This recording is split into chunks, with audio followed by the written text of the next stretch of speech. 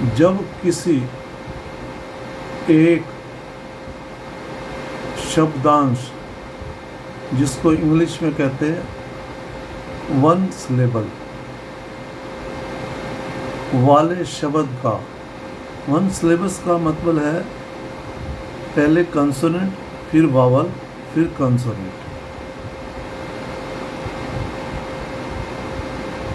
का अंतिम अक्षर मतलब कंसोनेंट।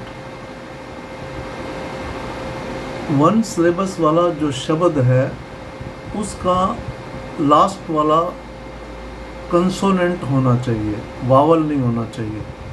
वावल उससे पहले होना चाहिए।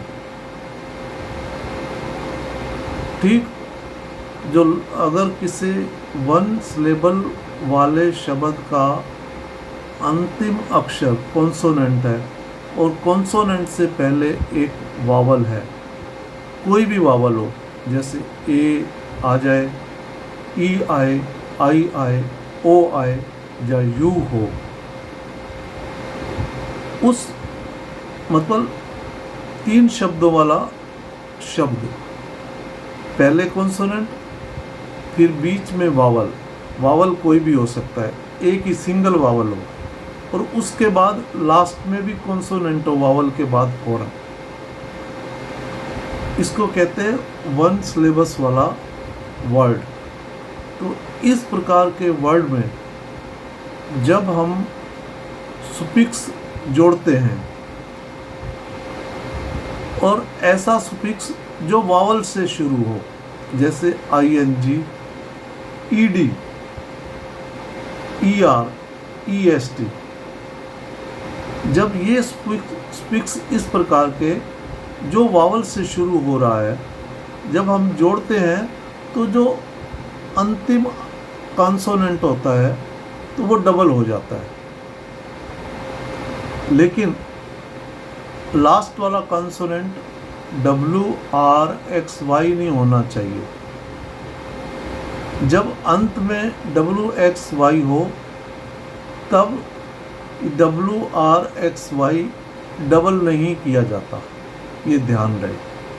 कहने का भाव ये है कि वन सिलेबल वाले वर्ड का अगर अंतिम अक्षर व्यंजन मतलब कंसोनेंट हो और कंसोनेंट से पहले कोई वावल सिंगल हो, तो जब हम उसमें सुफिक्स जो वावल से शुरू हो रहा है जोड़ते हैं तो वो कंसोनेंट जो अंतिम होता है वो डबल हो जाता है। बस इतना ही ध्यान रखो। जैसे अब बिड है, ये बेस वर्ड है, मतलब वर्ब की फर्स्ट फॉर्म है, सेकंड फॉर्म भी इसकी बिड है और थर्ड फॉर्म भी इसकी बिड है, जिसका हिंदी में अर्थ है बोली देना। अब हमने इसमें ING सुफिक्स जोड़ा तो BID, ये वन सिलेबल वाला वर्ड बन गया। पहले कॉन्सोनेंट आ रहा है, फिर वावल आ रहा है, फिर D आ रहा है जो कंसोनेंट है। जब इसमें हम ING वाला सुफिक्स जोड़ेंगे तो ये D डबल हो जाएगा, तो ये हो गया बिडिंग। बिडिंग में ना बोली, जब कहीं पर कोई बोली होती है सामान की तो उसको हम बिडिंग प्रोसेस कहते हैं, बोली प्रक्रिया। तो इस प्रकार वन सिलेबस वाले शब्द में अगर हम कोई सुफिक्स जोड़ते हैं, SUFFIX सुफिक्स, और सुफिक्स ऐसा होना चाहिए उसका पहला अक्षर वावल होना चाहिए, जो वावल से शुरू हो, जो भी सुफिक्स हो। अगर वो हम जोड़ते हैं तो उस शब्द का जो लास्ट अक्षर होता है, व्यंजन होता है, कॉन्सोनेंट होता है, वो डबल हो जाता है। तो BIDDING, बिडिंग में ना बोली, ये अब यहाँ पर नाउन कहलाएगी, और बिड में ना बोली देना, ये वर्ब कहलाएगा। अब बिड का एक और भी अर्थ होता है, BID, बिड, बिड में ना आज्ञा देना, और इसकी सेकंड फॉर्म बनेगी बेड, में ना आज्ञा दी। अगर किसी शब्द के अंत में ई आए और उससे पहले व्यंजन हो और व्यंजन से पहले अगर ए आ रहा है तो फिर ये बेड पढ़ेंगे, इसको लास्ट में ई साइलेंट रहेगा। इसी प्रकार यहाँ पर हमने ई एन वाला थर्ड फॉर्म में वावल से एक स्पिक्स जोड़ा तो यहाँ पर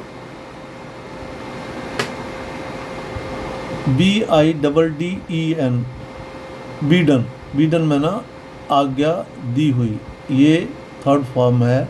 बिड के दो अर्थ हैं, एक में बोली देना, दूसरे में आज्ञा देना। तो यहाँ पर हमने वावल से शुरू होने वाला स्पिक्स जोड़ा तो यहाँ भी वो डबल हो गया, BIDDEN बीडन में ना आज्ञा दी हुई।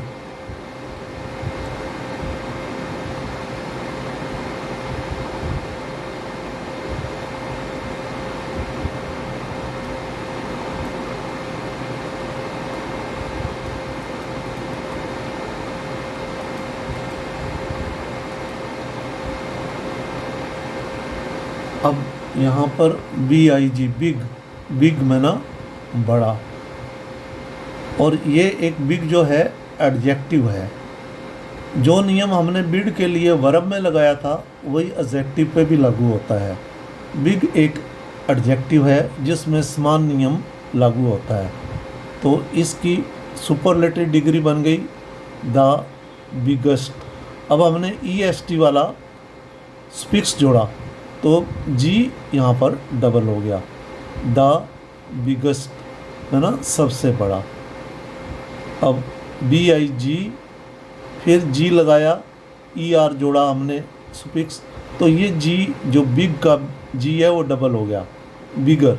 बिगर ये कंपैरेटिव डिग्री है से बड़ा, मतलब तुलनात्मक। तो इस प्रकार मन सिलेबस वाले शब्दों में अगर लास्ट में व्यंजन है और व्यंजन से पहले एक वावल है, कोई भी वावल हो सकता है, आई भी हो सकता है, ई भी हो सकता है, ओ भी हो सकता है, ए भी हो सकता है, यू भी हो सकता है, एक सिंगल वावल आए तो जब हम इसमें कोई स्पिक्स जो वावल से शुरू हो रहा है जोड़ते हैं तो लास्ट वाला व्यंजन डबल हो जाता है। इसी प्रकार बेट, BET, बेट में ना शर्त लगाना, ये वर्ब है।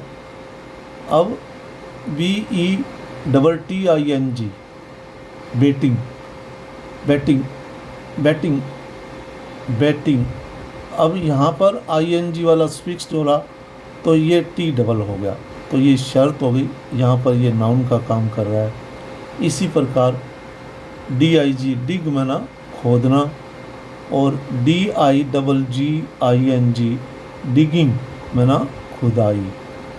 डिप, DIP, डिप में ना डुबोना, और इसकी सेकंड फॉर्म DIPPED। अब यहाँ पर हमने ED वाला स्पिक्स जोड़ा तो ये हमारा P डबल हो गया, डिप्ड में ना डुबोया, और थर्ड फॉर्म भी डिप्ड, डुबो दिया। और यहाँ पर DIPPING, डिपिंग में ना डुबकी, जब हम कोई डुबकी लगाते हैं या गोता, ये एक नाउन है। तो इसी प्रकार डिप में ये पहले व्यंजन हो गया, फिर आई आया, फिर पी होगा, तो ये डिप में ना डुबोना ये वर्ब है, और इसमें हमने एक पी और लगा दिया और ING वावल से शुरू होने वाला स्पिक्स लगाया तो ये डिपिंग बन गया, डुबकी या गोता।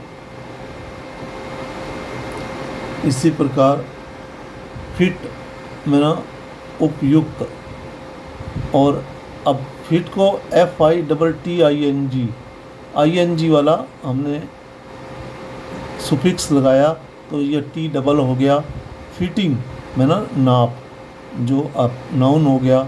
आप कहीं कपड़े सिलाने या मॉल में जाते हैं तो कपड़ा लेते हैं तो वो वहाँ पर एक फिटिंग रूम होता है, नाप लेने का कमरा।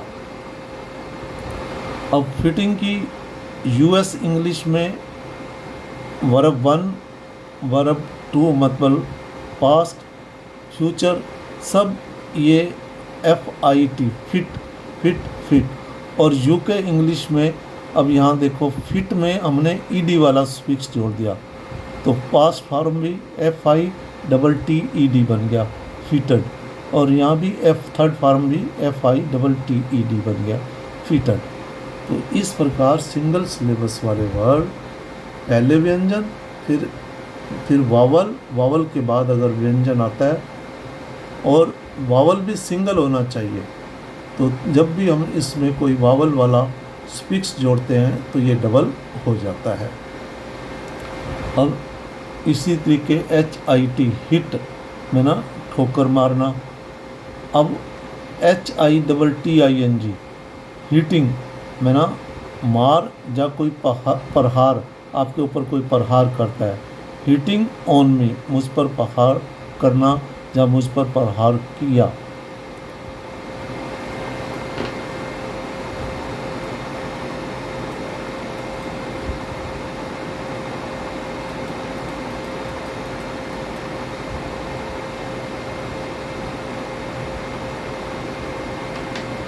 अब यहाँ पर SIT सिट में ना ये वर्ब है, तो ये हो गया बैठना इसका मीनिंग। और ये SITTING हो गया, जब भी हमने ING वाला स्पिक्स जोड़ा तो ये डबल T हो गया सिटिंग। सिटिंग मतलब इसको हम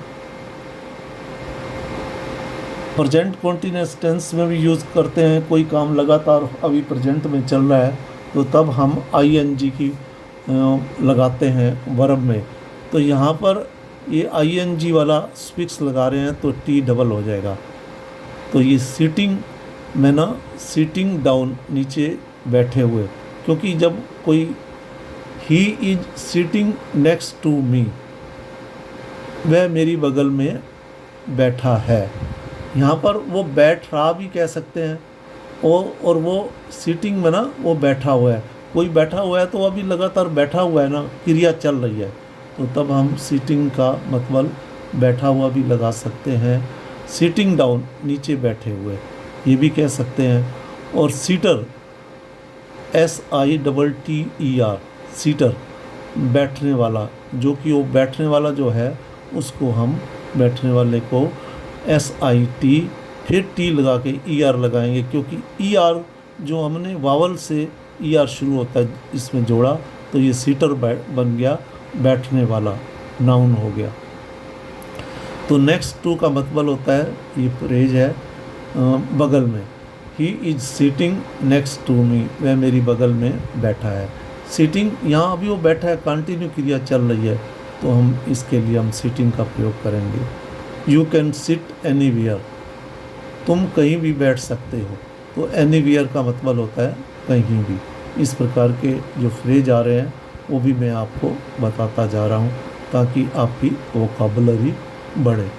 अब SWIM स्विम में ना तैरना, जब भी कोई अक्षर से पहले जो अक्षर आया है और उसके बीच में कोई हमने वावल नहीं लगाया तो वो अक्षर हाफ रहेगा, ये ध्यान रहे।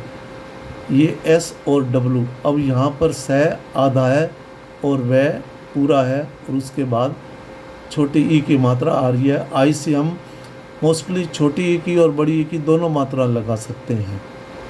वैसे बड़ी ई के लिए डबल ई लगता है, लेकिन वो सभी जगह नहीं लगता। तो ये जो अगर दो शब्द बिल्कुल मिला के लिखे जाते हैं, कोई वावल नहीं है, तो तब वो हाफ अक्षर गिना जाता है। जिस अक्षर से पहले आ रहा है उससे पहले लिखा जाता है। स्विम में ना तैरना। और अब इसमें हमने ING वाला स्पिक्स जोड़ा तो यहाँ पर डबल M आ जाएगा। अब ये भी वन सिलेबस का है, क्योंकि हाफ अक्षर और दोनों अक्षर मिला के एक ही अक्षर गिना जाएगा। स्विम और स्विमिंग, इसमें डबल M हो जाएगा। स्विमिंग में ना तैराकी, ये नाउन बन गया। अब यहाँ पर जैसे ये 3 अक्षर का पहला कॉन्सोनेंट हो गया, फिर वावल हो गया, और फिर फिर कॉन्सोनेंट हो गया। तो ये सिंगल सिलेबस वाला शब्द है। टिप, टिप में ना बख्शीश ये नाउन है, और टिप में ना वर्ब के रूप में भी प्रयोग करते हैं हम, टिप देना। तो अब हमने इसमें आईएनजी जोड़ दिया, तो TIPPING, टिपिंग में ना मतलब बख्शीश वो दे रहा है, इसको हम प्रेजेंट कॉन्टिनेंस में भी प्रयोग कर सकते हैं। राहुल टिप्ड द वेटर, ये पास्ट इंडेफिनिट टेंस के रूप में हमने यूज़ किया है टिप की। अब ईडी लगाने से ये सेकंड पास्ट फॉर्म बन गई, TIPPED, टिप्ड। यहाँ भी ये नियम लागू हुआ क्योंकि ईडी हमने स्पिक्स लगा दिया वर्ब में भी, तो ये टिप, टिप्ड, टिप्ड होगा। तो Rahul tipped the waiter, Rahul ने वेटर को बख्शीश दी, ये पास्ट इंडेफिनिट टेंस है। और he is not tipping the waiter, वह वेटर को बख्शीश नहीं दे रहा है, ये प्रेजेंट कंटिन्यूअस टेंस हो गया। तो TIPPING। तो इस प्रकार सिंगल सिलेबस वाले में अगर हम वावल वाला सुफिक्स जोड़ते हैं तो वो डबल हो जाता है लास्ट वाला व्यंजन। इसी प्रकार विन में ना जीत, ये नाउन हो गया, और विन में ना जीतना भी होता है, ये वर्ब हो गया। अब इसका WINNING, विनिंग में ना ये प्रेजेंट वो जीत रहे हैं, तो प्रेजेंट कंटीन्यूअस टेंस में यूज़ कर सकते हैं। और विनिंग में ना जीत, ये नाउन हो गया। और WINER, हमने स्पिक्स जोड़ा तो ये N डबल हो गया, विनर में ना जीतने वाला। तो इन द एंड में ना अंत में ये एक फ्रेज है, दे वॉन द मैच, अंत में वे मैच जीत गए। थैंक्स टू यू में ना आपकी बदौलत, वी वॉन आपकी बदौलत हम जीत गए, ये थैंक्स टू यू ये एक फ्रेज है। आपकी बदौलत वी वॉन हम जीत गए, ये पास्ट इंडेफिनिट टेंस है। इस प्रकार जो फ्रेज भी साथ आ रहे हैं उनको भी बताया जा रहा है ताकि आपकी वोकैबुलरी बढ़ जाए और शब्दों का ज़्यादा से ज़्यादा ज्ञान हो जाए आपको। अब THIN, थिन में ना पतला, ये TH का हम थ भी कह सकते हैं और द भी कह सकते हैं, ये एक ही अक्षर काउंट होगा। तो पहला अक्षर हो गया थिन, थ, फिर आई हो गया वावल, फिर कॉन्सोनेंट N आ गया, तो थिन में ना पतला। और THINNER, थिनर में ना और पतला। अब यहाँ पर STOP, स्टॉप, अब यहाँ देखो आधा से आ रहा है, तो यहाँ S और T के बीच में कुछ नहीं लिखा गया, तो ये एक ही अक्षर गिना जाएगा, स्टॉप। तो कई बार ओ से ओ की मात्रा भी लगाते हैं और कई बारी चांद बिंदु वाला आ बोला जाता है, स्टॉप, स्टॉप में ना रोकना। अब इसमें लास्ट वाला जब हमने ING लगाया तो स्टॉपिंग हो गया, ये स्टॉपिंग में ना रोक, यहाँ नाउन है, प्रेजेंट कंटिन्यूअस टेंस में इसको कंटिन्यू वर्ब भी जाना जाएगा जिसमें ING लगाते हैं। अब स्टॉप में ना रोकना या रुकना। अब इसकी सेकंड फॉर्म जो है, अब ED वाला हमने स्पिक्स लगाया तो यहाँ डबल P हो गया, स्टॉप्ड। और थर्ड फॉर्म में भी STOPPED हो गया, स्टॉप्ड। अब यहाँ पर SH ये बड़ा शय बनता है, तो OP, शार्प, इसको शॉप नहीं बोलेंगे, हम इसको शार्प वालेंगे, चांद बिंदु वाला। इसका दुकान ये नाउन है और इसको हम SHOING का वो जोड़ा तो ये शॉपिंग में ना, शॉपिंग ये खरीदारी, ये नाउन हो गया। We went shopping afterward, afterward में ना बाद में हम खरीदारी करने गए, ये पास्ट इंडेफिनिट टेंस का प्रयोग किया गया है। यहाँ पर शॉपिंग जो है नाउन के रूप में लिया गया है। आफ्टर वर्ड ये फ्रेजल वर्ड है, बाद में, ये ध्यान रहे। ऐसी जितने भी फ्रेजल वर्ब आ रहे हैं उनको नोट करें ताकि ये कहीं यूज़ करते हुए आपका इम्प्रेशन बढ़े। अब बिगिन में ना ये फर्स्ट फॉर्म है ना शुरू करना, सेकंड फॉर्म है बिगिन मैंने शुरू किया, और थर्ड फॉर्म है बिगन शुरू किया हुआ। तो इसका इसी प्रकार BEGIN बिगिन, जब ING वाला स्पिक्स जोड़ा तो डबल N हो गया। बिगिनिंग में ना शुरुआत में ना भाई शुरू में, और इसको प्रेजेंट कंटीन्यूअस टेंस में भी हम यूज़ कर सकते हैं। In the beginning Rahul was scared, शुरुआत में राहुल डर गया था। एडमिट में ना ये भी वर्ब है। अब ये एडमिट ये 2 सिलेबस वाला वर्ड है, पहले एड बोला जा रहा है फिर मिट बोला जा रहा है, लेकिन ये सिंगल सिलेबस वाला है, इसलिए ये मिट जो है सिंगल सिलेबस है। तो जब हम इसमें वावल वाला कोई भी स्पिक्स जोड़ेंगे तो ये डबल हो जाएगा। एडमिट में ना मानना, एडमिटिंग में ना स्वीकार, जो हमने एक स्वीकार कर लिया। अब ADMIT एडमिट में ना मानना। अब इसकी सेकंड फॉर्म जब बनाएंगे, ED वाला हमने स्पिक्स जोड़ा तो यह डबल T हो गया। एडमिटेड थर्ड फॉर्म भी यही है।